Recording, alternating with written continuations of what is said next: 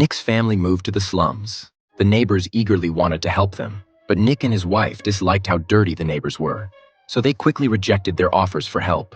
Life in the slums was not easy. At night, the house was full of mosquitoes, and by midnight they were bitten by rats. The next day, there was no water in the bathroom.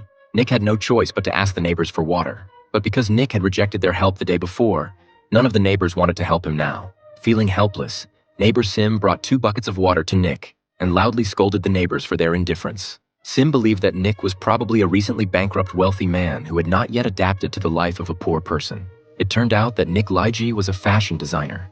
His uncle's small clothing store had grown larger and larger under his management and turned into a large fashion group.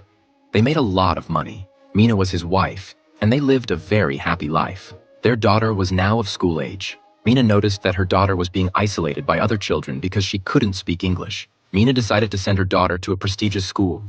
The requirements for admission were very strict, and they were rejected. The couple began trying all sorts of methods. Nick considered asking a politician for a recommendation letter. The politician said the principal wouldn't even give it any consideration.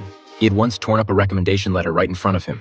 Nick tried to use money to bribe the principal, but just as he was about to enter, he saw someone being kicked out with a bag of cash. Nick had no choice but to consult a counselor.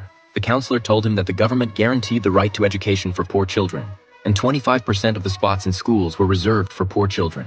The counselor suggested they try to compete for these spots. Nick went to the black market and obtained a poverty certificate for his daughter.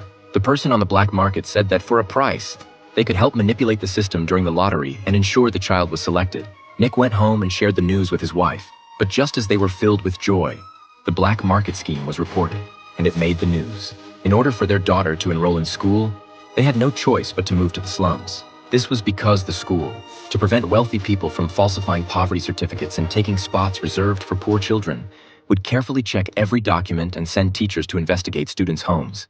Any wealthy fraudsters would be sentenced immediately. From then on, Nick's family truly began learning how to live like the poor.